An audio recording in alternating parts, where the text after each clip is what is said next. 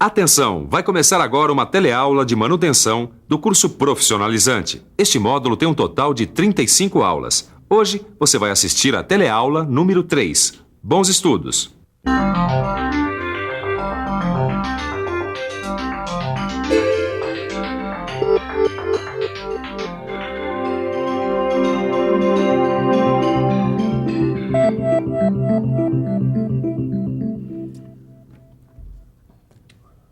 Caminho crítico, diagrama de Gantt, espinha de peixe.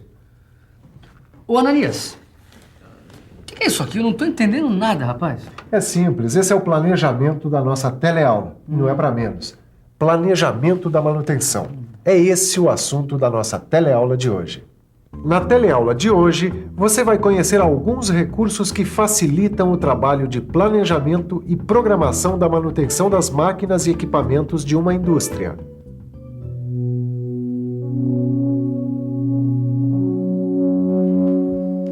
Nas últimas teleaulas, você viu os vários tipos de manutenção de uma indústria. Mas será que você parou para pensar nos riscos que podem acontecer na hora H? Naquela hora em que não tem mais jeito e em que as máquinas e os equipamentos precisam parar para manutenção? A resposta, aparentemente, é simples: perda de tempo e dinheiro. Justamente para que isso não ocorra, o planejamento procura equacionar o problema de modo que a parada de produção represente o menor prejuízo possível. Bom, pelo que eu entendi do seu planejamento para nossa teleaula de hoje, o primeiro assunto que a gente vai ver é a rotina, é isso? É isso aí. A gente vai conhecer o planejamento da manutenção desde o seu início. Com certeza, tudo começa pela chegada das requisições de serviços para a manutenção. Chegando uma requisição de serviço, a equipe começa a trabalhar. O primeiro passo é definir qual é o serviço e como ele vai ser executado. De posse dessas informações, os técnicos podem definir que grupos vão participar do serviço e que ferramentas ou materiais vão ser utilizados. Enfim, tudo o que será necessário para a realização do serviço de manutenção. O resultado prático dessas decisões é registrado em documentos. Um plano de operações. Uma lista de materiais que será enviada para o estoque, ou, se for o caso, para o setor de compras. Várias relações e ordens de serviço. Mas se para executar o trabalho são necessários estudos especiais, será que existem outros procedimentos que precisam ser seguidos? Bom, quando há necessidade de execuções de projetos ou quando o orçamento é maior do que o esperado, o setor de planejamento requisita os serviços da engenharia de manutenção. Essa providencia os estudos necessários e verifica a viabilidade econômica. De posse de todas as informações necessárias, o planejamento envia o plano de operações para o setor de programação. Lá é feito um cronograma e os programas de trabalho. E a manutenção finalmente é realizada. Pois é, um bom planejamento de manutenção começa com um bem elaborado plano de operações.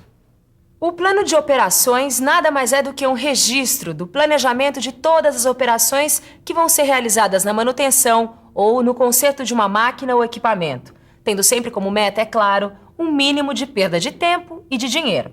Confira só no nosso arquivo. Um plano de operações deixa claro o planejamento realizado e é importante incluir a lista dos serviços que vão ser executados, a previsão do tempo que vai ser gasto, as especialidades e o número de profissionais que vão executar o serviço, a sequência das operações de trabalho, a emissão de ordens de serviço, de listas de materiais, da relação por grupo e ainda outros documentos que variam conforme a empresa. Viu só? Que uma manutenção envolve um monte de coisas e de pessoas. É isso mesmo, Caio. Mas como é que essas pessoas ficam sabendo de maneira clara qual é a sequência dos trabalhos? A resposta está aqui, ó. Diagrama espinha de peixe. Ué, Ananias, isso aí pra mim parece uma lista comum, não tem nada demais. Engano seu. Olha, apesar de ser uma construção gráfica simples, esse diagrama facilita a visualização da sequência lógica das operações que vão ser executadas. Olha só, reparando bem, você vê todas as operações e na ordem certa em que devem ser executadas. E além disso, com esses dados, dá para fazer o diagrama de Gantt. O diagrama de Gantt é utilizado pelo menos desde o início do século. Observando as barras desse diagrama, fica fácil perceber a dependência entre as tarefas que vão ser executadas, ou seja, qual atividade tem que ser realizada antes, qual atividade que tem que ser realizada depois. Não deu para entender? Calma que você já vai ficar por dentro.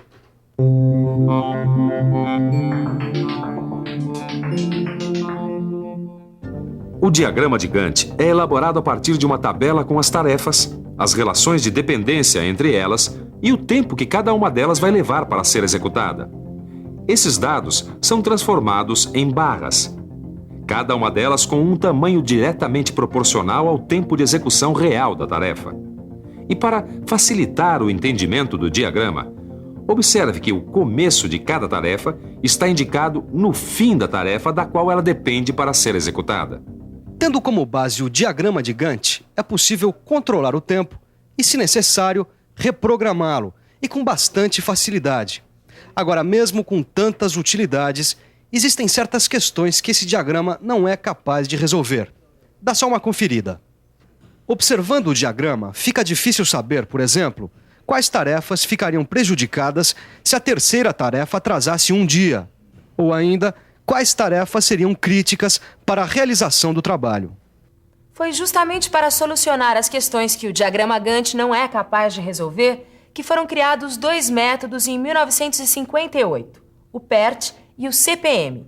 O PERT, Program Evolution and Review Technique, quer dizer Programa de Avaliação e Técnica de Revisão.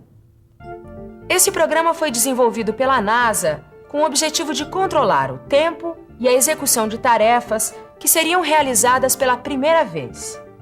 E o CPM, Critical Path Method, ou melhor, Método do Caminho Crítico, foi criado na empresa norte-americana DuPont, com o objetivo de realizar as paradas de manutenção no menor prazo possível e com um nível constante de utilização dos recursos. Calma. Antes de vocês começarem a fazer perguntas, pode deixar que eu explico.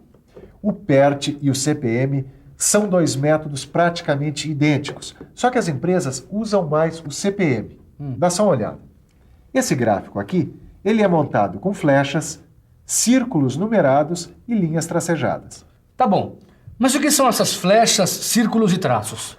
Essas flechas, círculos e traços indicam, na verdade, as operações que vão ser realizadas, a atividade imaginária e o ponto crítico. Calma que eu explico. Olha, o diagrama de flechas é um gráfico. Cada flecha indica uma operação. A cauda indica o início e a ponta o final da operação. Agora eu entendi. As flechas são usadas para indicar as relações entre as operações. É isso aí. Assim, o pessoal da manutenção, quando olha um gráfico desses, sabe qual operação deve vir no início, quais as operações podem ser feitas ao mesmo tempo e qual deve vir no final. Tá bom. O diagrama de flechas deu para entender. Mas e essas flechas tracejadas aqui? As flechas tracejadas são usadas para facilitar a identificação da dependência entre as operações que vão ser executadas. Elas são chamadas de operações imaginárias. Dá só uma olhada nesse gráfico. Por exemplo, pode-se perceber que a operação W deve ser realizada antes que a operação Y. K deve preceder Z e Y deve vir depois de W e K. Se a gente imaginar que essas operações são tornear, montar ou testar uma peça, dá para concluir que cada uma delas requer um tempo de execução, enquanto que a atividade fantasma é um ajuste do cronograma. Ou melhor, depende apenas da programação. Até agora você viu como as operações e a relação de dependência entre elas são identificadas no CPM. Mas e o tempo? Ou melhor, está faltando um dado essencial para o planejamento, o tempo das operações. E ainda, além do tempo, que é indicado na seta, outro dado muito importante é o nó ou evento. O nó é apresentado com uma numeração aleatória em círculos desenhados no início e no final de cada operação. A grande diferença entre o tempo e o nó é que o nó é um instante, ou melhor, é um limite entre o início de uma atividade e o final de outra. Tá tudo bem, Ananias, mas e daí? Daí que, observando esse gráfico, a gente pode descobrir o caminho crítico. Como é que é? Olha, o caminho crítico é o caminho percorrido através dos nós, cuja somatória dos tempos define a duração total do trabalho.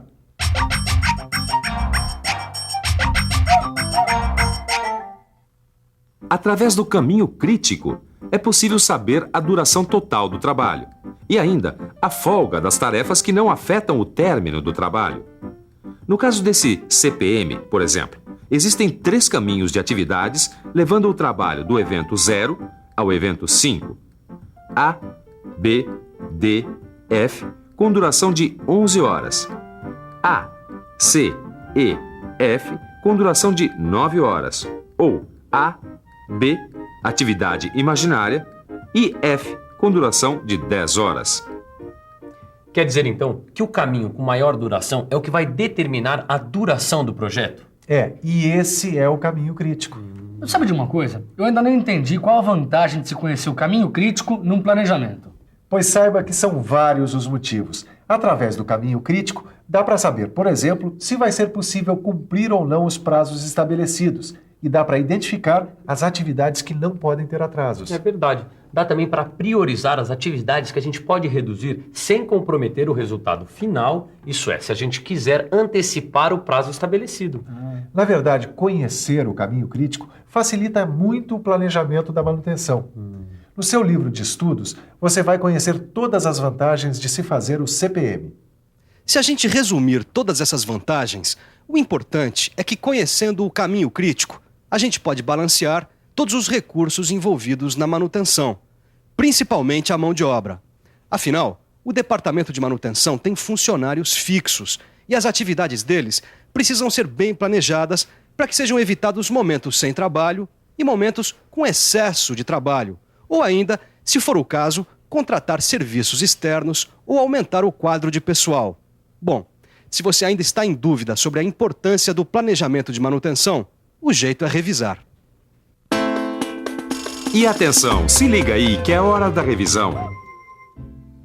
Na teleaula de hoje, você viu que um plano de operações inclui, entre outras coisas, um diagrama espinha de peixe, um diagrama Gantt e um PERT-CPM.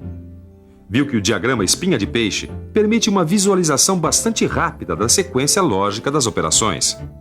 Viu que o PERT-CPM foi criado para resolver questões que o diagrama Gantt não pode solucionar. E viu que o CPM possibilita o planejamento das atividades com o menor número de paradas, no menor prazo possível e com um nível constante de utilização dos recursos. É isso aí. Meu planejamento dessa teleaula acaba por aqui. Agora, como num bom planejamento, é hora de você colocar a mão na massa. Ou melhor, de estudar para melhorar os seus conhecimentos. Até a próxima!